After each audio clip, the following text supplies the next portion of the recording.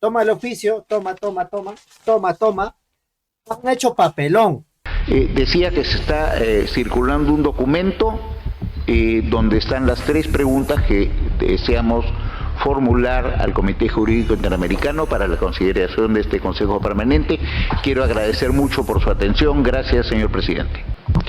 Muchas gracias, señor ministro, por su intervención y por las propuestas. Esta presidencia tiene como uno de sus propósitos dar cumplimiento al reglamento.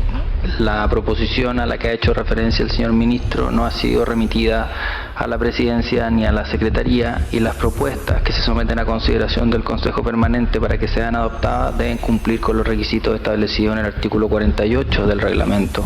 Esto es, ser entregadas con anticipación suficiente para que cada uno de los estados pueda hacer las consultas a capital, de modo que una vez que sean remitidas esas propuestas por las vías reglamentarias, podrán estas ser sometidas a la consideración del Consejo Permanente. Han hecho papelón. Y el presidente de la mesa directiva, en este caso de presidente pro tempore, creo que es de Chile, rechazamos esa actitud porque no es las prácticas que se deben ejercer en esta institución internacional como es la OEA. Un papelón contra México. Y ahí se ha demostrado que México tiene poder moral, poder político, porque es el portador de las transformaciones de la humanidad. Por ello, simple y sencillamente es inviable en términos jurídicos pretender iniciar aquí un proceso de ajuste o revisión de un tratado que sigue plenamente vigente y cuyo contenido resulta igual de aplicable y relevante que cuando se negoció, como lo confirma Empiezo por decir que creo que todos estaremos de acuerdo en que esta no es una de las mejores etapas para nuestra región. Creo que debemos ser francos en reconocer que las divergencias ideológicas nos separan porque no hemos sido capaces de hacer prevalecer lo mucho que nos une. Es pues una etapa en la cual el multilateralismo se encuentra debilitado y no está siendo suficientemente ágil para llevar adelante la agenda común que tenemos en nuestra región. Hoy enfrentamos amenazas que atentan gravemente contra nuestro modo de vida y que nos debilitan como región. Me refiero, entre otras, al crimen organizado transnacional, incluyendo al tráfico ilícito de drogas, al tráfico y trata de personas, al de armas de fuego, así como a la corrupción y al cambio climático, por citar solamente algunos ejemplos. Ello nos pone frente a la necesidad de encontrar soluciones prácticas y satisfactorias a los problemas que nos encuentran hoy divididos. Estos desafíos, numerosos y compartidos, con causas y alcances en muchos casos globales, requieren nuestra unidad para enfrentarlos, pero esta se ha visto socavada por diferencias ideológicas. Como región, hemos perdido capacidad de diálogo y con ello la institucionalidad requerida para luchar articuladamente. En este contexto, hemos decidido traer a la atención de nuestra organización una preocupación que entendemos compartida sobre el presente y futuro del asilo diplomático en nuestra región, así como una propuesta orientada a revertir su evolución negativa en la práctica internacional. Lo hacemos recordando que el Perú es un país democrático, comprometido con el Estado de Derecho, el principio de solución pacífica de las controversias y el pleno respeto por los tratados internacionales. Al mismo tiempo, seguimos activos para cooperar con el desarrollo progresivo del derecho internacional y su codificación, así como con la revitalización del multilateralismo, para atender con eficacia los desafíos y realidades de un mundo fragmentado en acelerada transformación.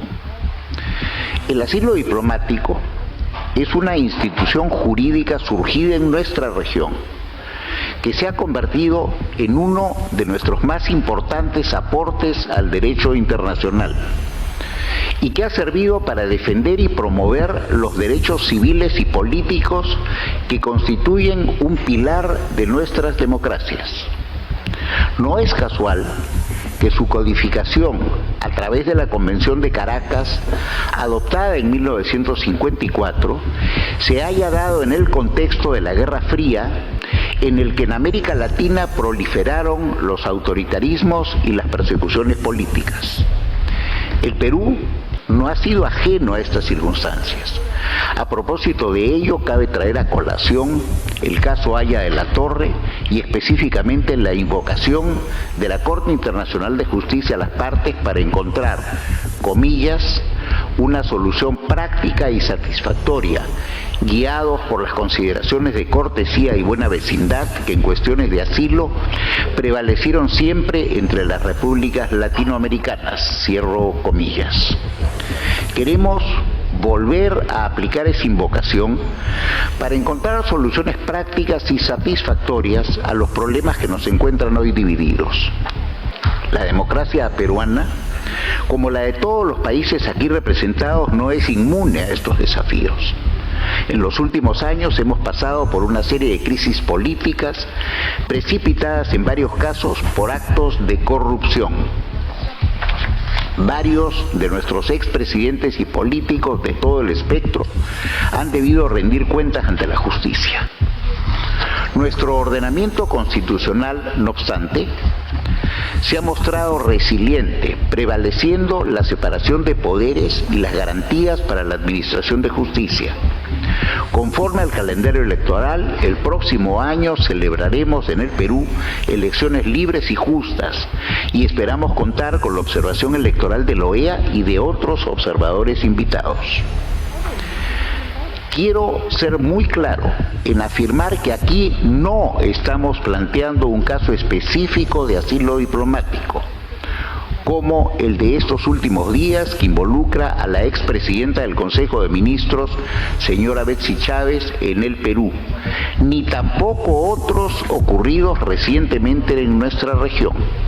Sin embargo, sí queremos resaltar que estos casos recientes reafirman que se ha producido una evolución negativa en la utilización del derecho de asilo consagrado en la Convención de Caracas de 1954. Evolución cuya característica central es que se utiliza la Convención para otorgar asilo a quienes no sufren persecución política en estados democráticos. Y esta tendencia, hemos observado, se apoya en reiteradas ocasiones en información distorsionada por sesgos ideológicos que socavan nuestra institucionalidad y nuestra buena vecindad y que no se condicen con el espíritu de la Convención. Reconozco claramente que como en la región, en el Perú la justicia no es perfecta. De hecho, se ve desbordada, entre otras amenazas, por el crimen organizado transnacional. No obstante, en líneas generales, en mi país prevalecen las garantías del debido proceso y la pluralidad de instancias, incluyendo la supranacional del Sistema Interamericano de Derechos Humanos. Y prevalece sobre todo el principio de no impunidad. Por eso, para nosotros, y estoy seguro de que para todos ustedes, es esencial no desvirtuar la institución del asilo diplomático y evitar que se convierta, en función a criterios ideológicos, en un instrumento para eludir la justicia. Las circunstancias prevalecientes en la época en que se adoptó la Convención de 1954, un continente plagado de gobiernos autoritarios en el marco de la Guerra Fría, no constituye la realidad que hoy en día enfrentamos. No se ayuda a una democracia ni al Estado de Derecho sustrayendo de su sistema de justicia a sus políticos y a sus familiares cuando estos son procesados por delitos comunes. Por el contrario, el gobierno del Estado asilante se expone a ser percibido como un protector de personas que por lo menos presuntamente han violado las leyes comunes de su país de origen.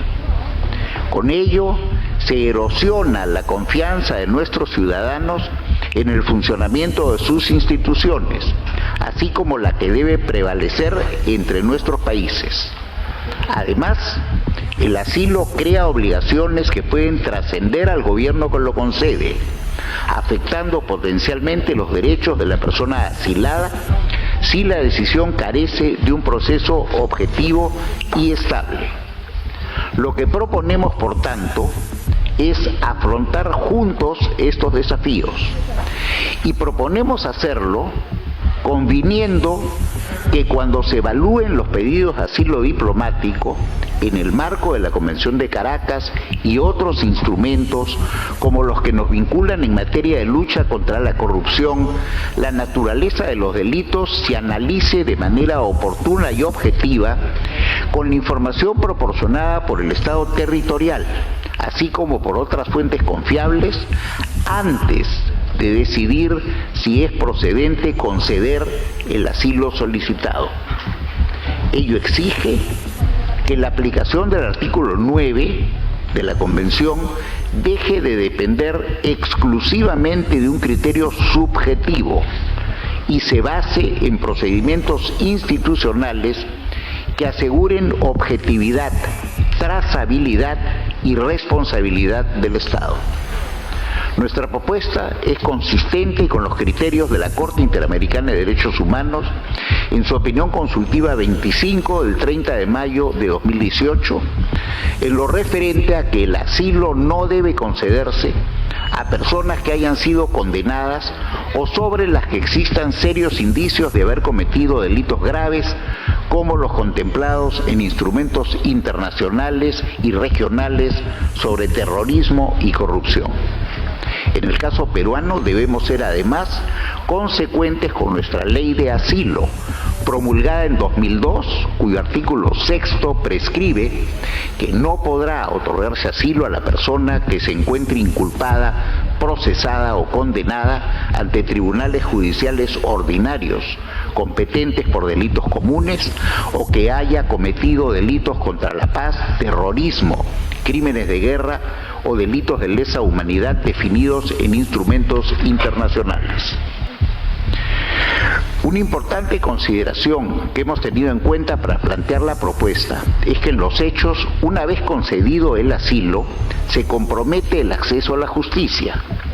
Las posibilidades de cooperación judicial internacional para llevar con éxito un proceso de extradición, contemplado como posibilidad ulterior por el artículo 17 de la Convención de Caracas, se presentan remotas en el contexto de una relación bilateral debilitada por la concesión unilateral del asilo, particularmente cuando ha sido motivada por consideraciones ideológicas. Recordemos también que el derecho internacional no ampara la impunidad. Al plantearse un pedido de extradición por un crimen grave, para el Estado requerido rige el principio aut dedere aut judicare, o extraditas o juzgas.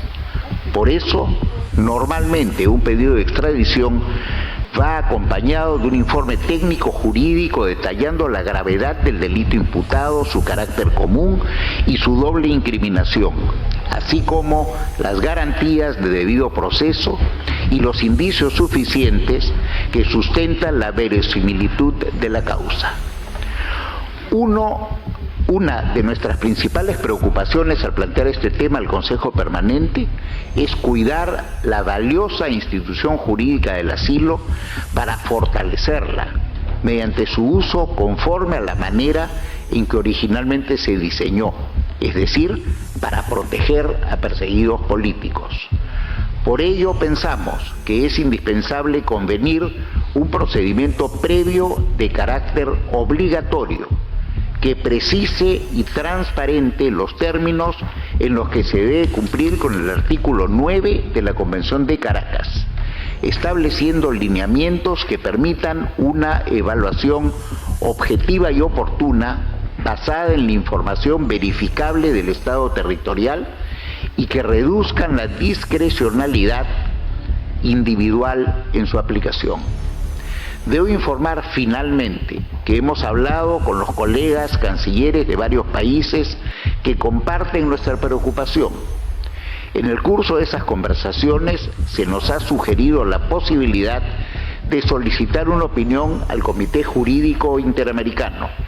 Naturalmente, estamos abiertos a oír esta y otras recomendaciones e ideas y tener una discusión al respecto orientada a defender y fortalecer el multilateralismo y los tratados que nos vinculan, porque estamos convencidos que de ese proceso saldremos fortalecidos. Están circulando en este momento una documentación donde formulamos 3 preguntas al Comité Jurídico Interamericano para la consideración de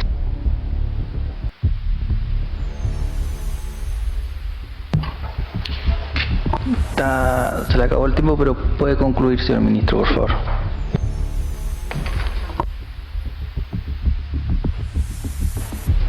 Gracias, señor presidente.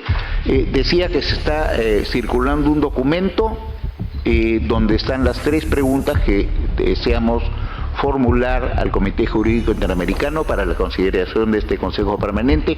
Quiero agradecer mucho por su atención. Gracias, señor presidente. Muchas gracias, señor ministro, por su intervención y por las propuestas. Esta presidencia tiene como uno de sus propósitos dar cumplimiento al reglamento. La proposición a la que ha hecho referencia el señor ministro no ha sido remitida a la presidencia ni a la secretaría, y las propuestas que se someten a consideración del Consejo Permanente para que sean adoptadas deben cumplir con los requisitos establecidos en el artículo 48 del reglamento.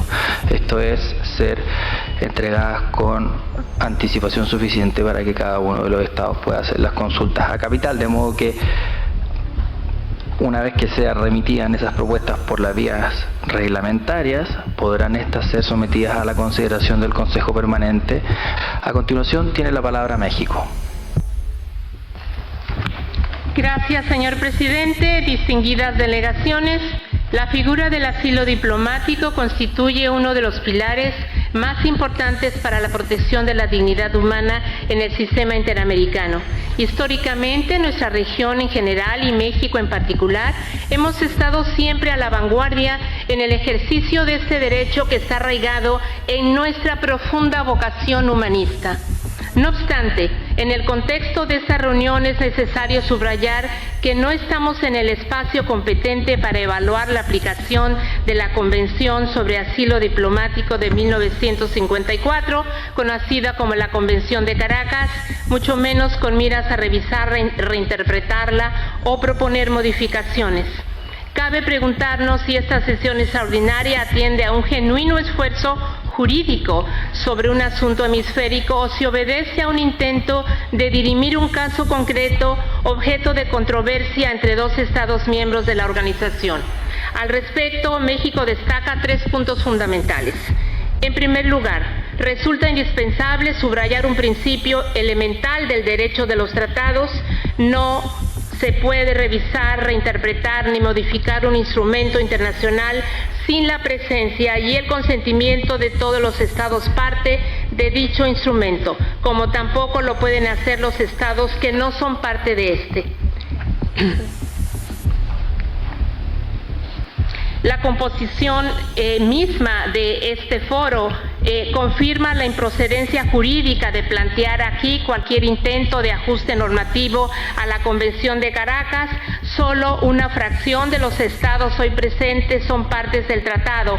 Varios no lo son y hay un estado parte que no está sentado en esta mesa porque no participa en la organización. Es decir, mientras que en este espacio le da voz a quienes son ajenos al tratado, impide que quienes sí tienen este derecho se pronuncien al respecto. El Consejo Permanente es sin duda un foro político con proyección jurídica, sin embargo no puede asumir la función de órgano revisor de un tratado internacional y menos aún de un instrumento cuyo propio contenido no le atribuye tal facultad y cuya membresía no coincide con la de esta organización. Además, teniendo en cuenta que la Convención de Caracas es omisa sobre un posible procedimiento de enmiendas, dicho proceso en todo caso debiera realizarse conforme a lo dispuesto por la Convención de Viena sobre el derecho de los tratados. Cualquier acción en concreto, en contrario, atentaría contra el derecho de los tratados, la Convención de Caracas y la certeza jurídica interamericana. Por ello, simple y sencillamente es inviable en términos jurídicos pretender iniciar aquí un proceso de ajuste o revisión de un tratado que sigue plenamente vigente y cuyo contenido resulta igual de aplicable y relevante que cuando se negoció, como lo confirma la práctica regional. Esto resulta igualmente aplicable a otros órganos políticos de la OEA, como la reunión de consultas de ministros de Relaciones Exteriores o la propia Asamblea General. Sería improcedente solicitar que el Comité Jurídico Interamericano u otros órganos técnicos inicien un estudio derivado de una situación entre dos Estados miembros, lo cual implicaría desnaturalizar su carácter técnico-jurídico y trasladarlo a un terreno a todas luces político. Ello no solo compromete la objetividad del comité, sino que lo expone a ser utilizado como instrumento para ventilar situaciones ajenas a toda la membresía excediendo su mandato especializado.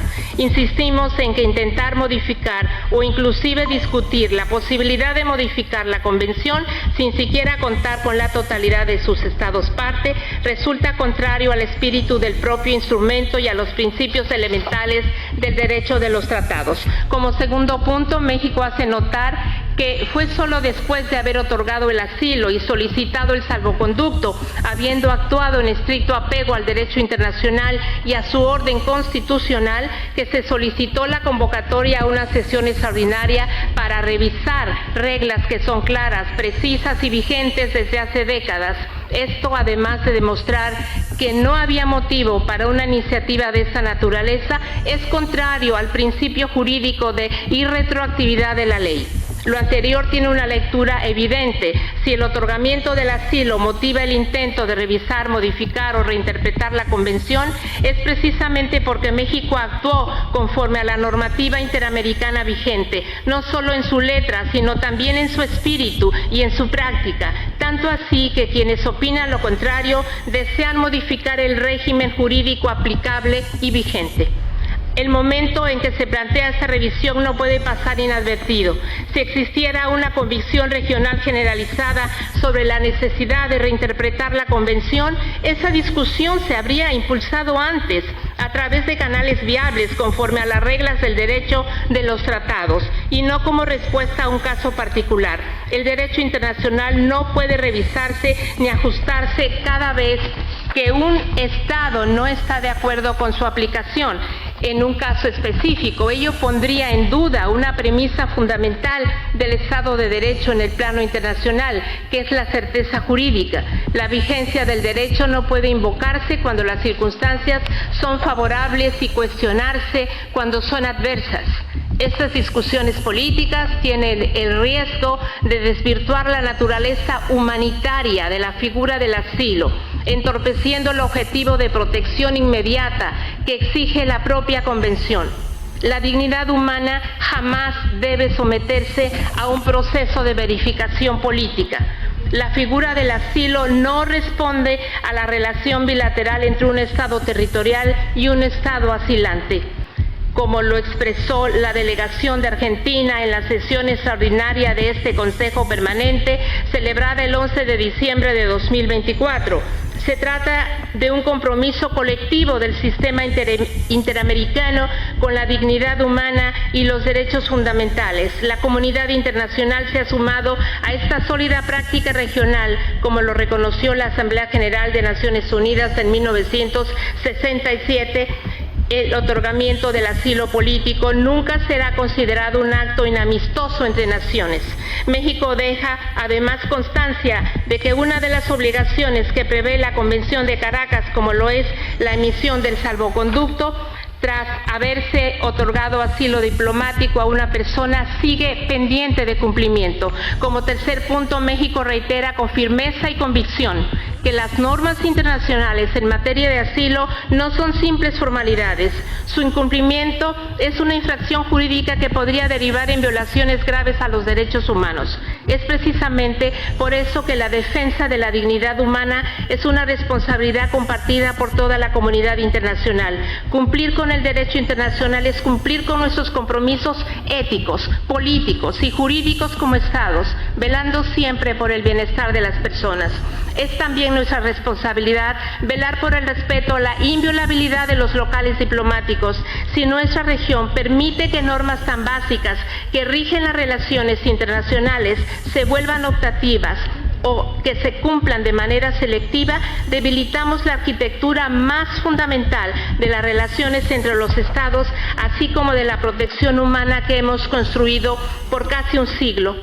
No podemos normalizar estos graves quebrantamientos del orden internacional que ha tomado tanto esfuerzo consolidar. La OEA es un foro político, sí, pero también es un espacio donde debemos enaltecer y honrar la legalidad internacional a través de nuestras acciones.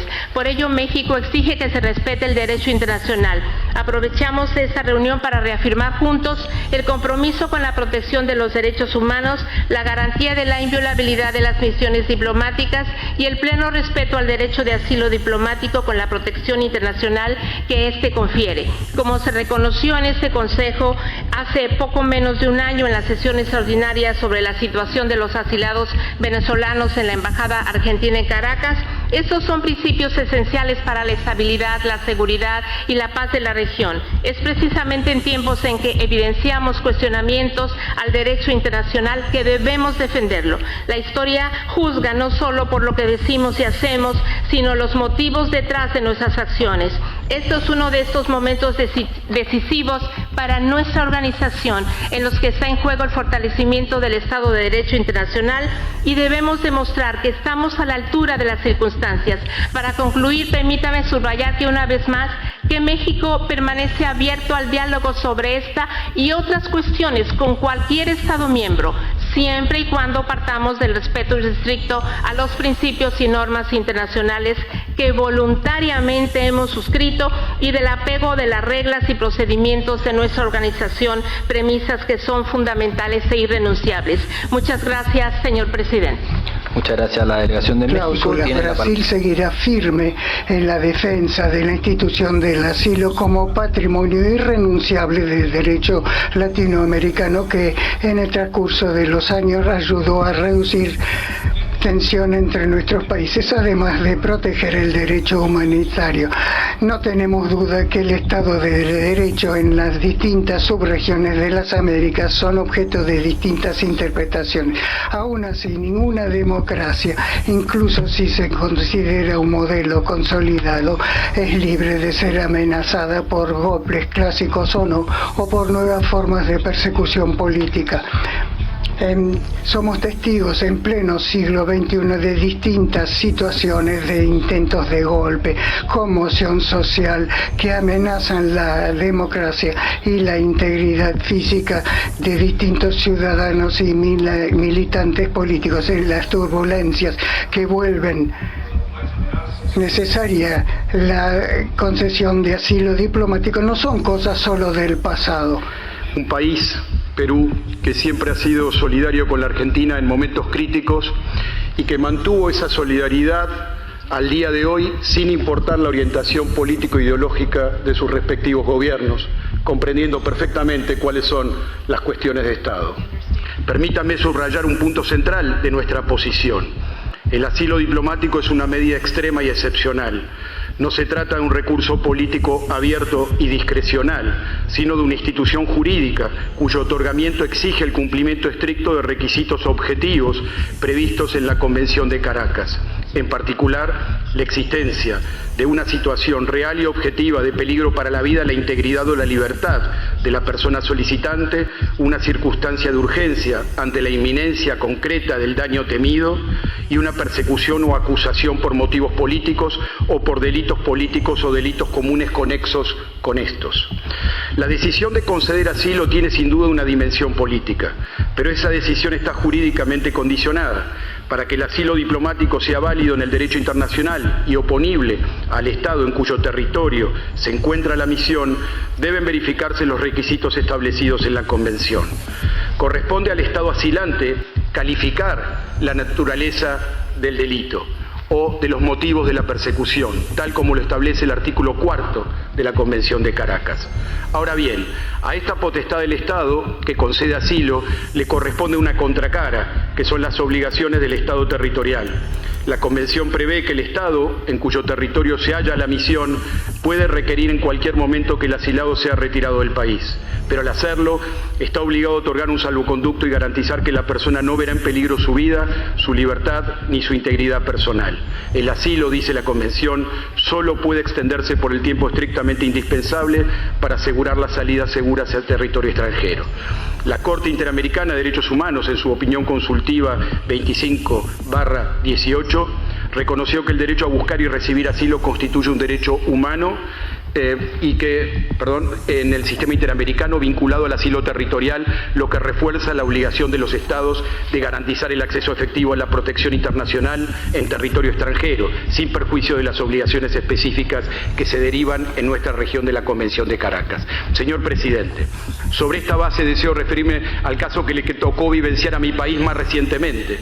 En 2024, la República Argentina, en el marco de lo previsto en la Convención sobre asilo diplomático, concedió asilo a 6 ciudadanos venezolanos opositores al régimen de Nicolás Maduro. Estas personas se encontraban en una situación objetiva de riesgo para su libertad y su integridad frente a procesos penales y órdenes de detención de carácter manifiestamente político. Buscaron refugio en la residencia oficial de la Argentina en Caracas, donde permanecieron asiladas durante un prolongado periodo de tiempo sin que el Estado venezolano otorgara los salvoconductos para su salida. Lejos de avanzar hacia una solución conforme al derecho internacional, las autoridades venezolanas desplegaron un hostigamiento sistemático contra la residencia argentina, presencia intimidatoria de fuerzas de seguridad, cierre de calles, cortes reiterados de agua y electricidad, restricciones al ingreso de alimentos e incluso la presencia de francotiradores en las inmediaciones, claramente violando la Convención de Viena sobre relaciones diplomáticas. En lugar de cumplir con la obligación convencional de otorgar salvoconductos, el Estado territorial profundizó las prácticas de asedio y amedrentamiento. Y ante ello, reitero, no hemos aceptado la diplomacia del silencio, y si para defender la vida, la democracia y los derechos humanos no tenemos ningún problema de utilizar todos los megáfonos que sean necesarios, porque lo que está en juego es demasiado valioso para dudar o navegar. Desde su adopción en el 1954, la Convención de Caracas ha dado origen a lo que se conoce como la tradición latinoamericana del asilo diplomático. Más allá de los debates doctrinarios sobre la existencia de una costumbre regional plena, lo cierto es que nuestra región ha construido a lo largo de décadas un acervo común de normas, prácticas y expectativas compartidas en torno a esta institución como expresión de solidaridad frente a la persecución política y las rupturas del orden democrático. Esa tradición está hoy a prueba.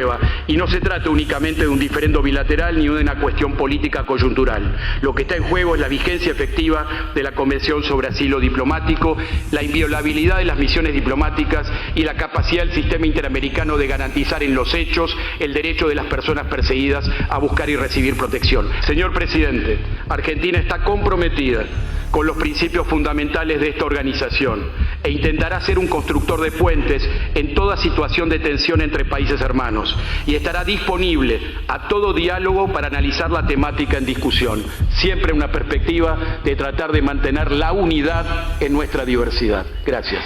El derecho de asilo diplomático forma parte, como se ha dicho aquí, del acervo político institucional de América Latina, y su aplicación constituye un compromiso histórico del Uruguay.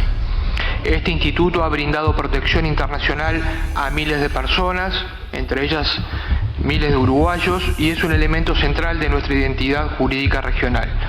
Por ello consideramos que toda discusión sobre su aplicación o alcance debe realizarse con el objetivo de preservar, fortalecer y no debilitar este mecanismo, evitando interpretaciones que puedan desnaturalizar su propósito esencial. Tomamos nota de la propuesta presentada por Perú y valoramos siempre el recurso a las instituciones, a las instancias disponibles en la institucionalidad interamericana e internacional.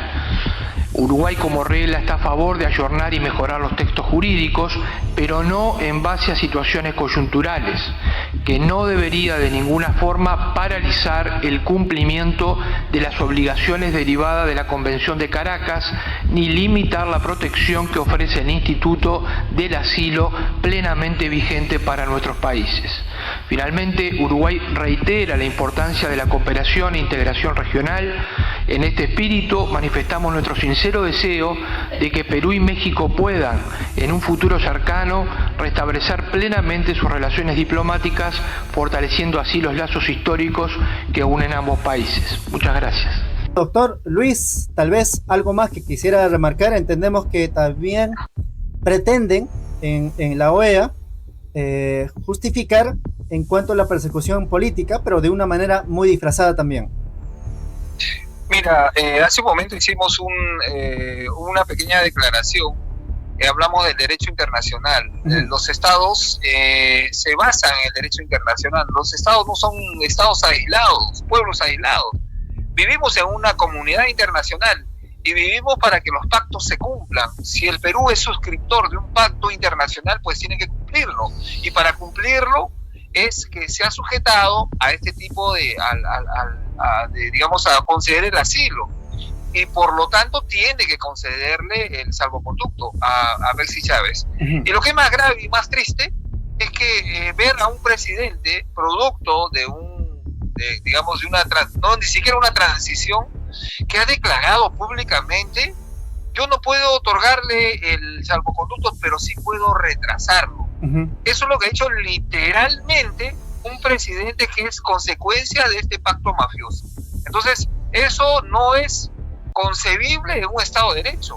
Como públicamente un presidente dice: no te concedo el salvoconducto, pero sí puedo demorarlo. Entonces él está diciendo: me zurro en la ley y hago lo que mis patrones y mi jefe me dicen. No, eso es evidente y es patente. Eso llama poderosamente la atención.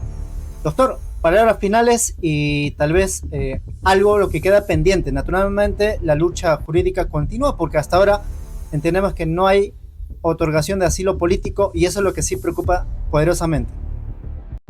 Sí, bueno, Timoteo, yo creo que hoy el Estado peruano, un Estado dictatorial, en estos momentos se ha estrellado, ¿no? Como lo dije también en el Congreso, igual Lucho, nosotros, más allá de nuestra posición ideológica, firme, consecuente, antiimperialista, no podemos dejar de reconocer lo correcto que es, más allá de las ideas, que un país, que un Estado respete los acuerdos internacionales. Y hoy creo que ha habido un consenso en esta reunión de la OEA, en donde prácticamente todos los países, con excepción lógicamente de Ecuador, que también tomó las armas y tomó la violencia, hoy podemos decir de que hemos también tenido un triunfo en eso.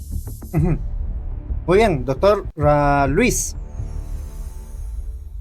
Sí, Timoteo, sí, el derecho internacional está para cumplirse.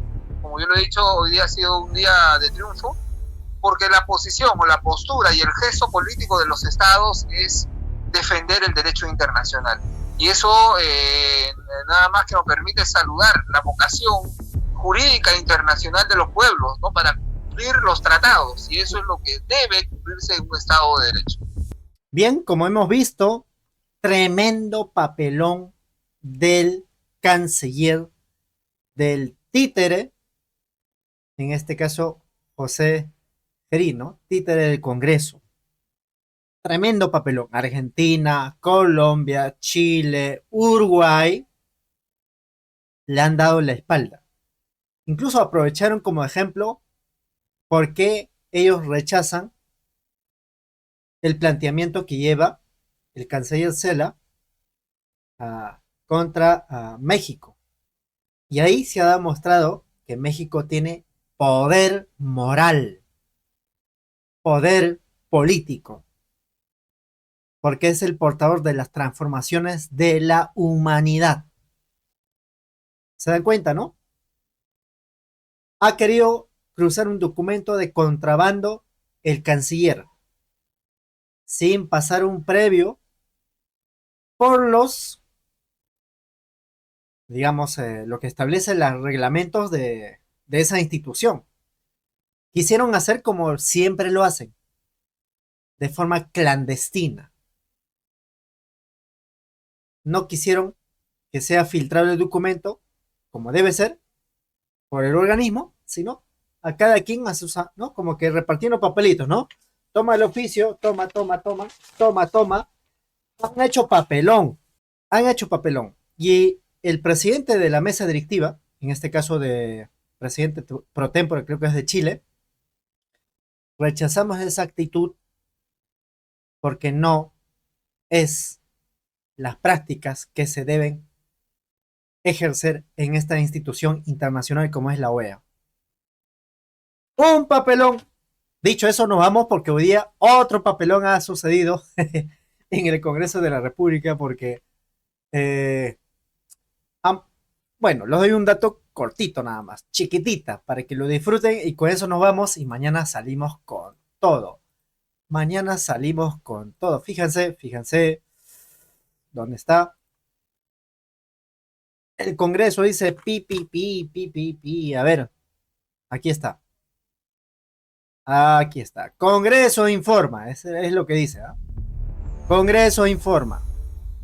Al no haber alcanzado los votos necesarios para su aprobación, los proyectos de resolución legislativo que inhabilitan de la función pública por 10 años a Pedro Castillo, Betsy Chávez, Willy Huertas, serán enviados al archivo. Vayan a llorar. Montoya, Rospulgoso, tú has salido a defender a Perú Libre, ¿eh? Ahí queda video grabado. Salió a defender a Perú Libre. Defiende el pacto de fujiceronismo si alguien tenía duda. Ahí está. Volvemos. Dejan su like y nos vemos más tarde. Tuparan Chicama.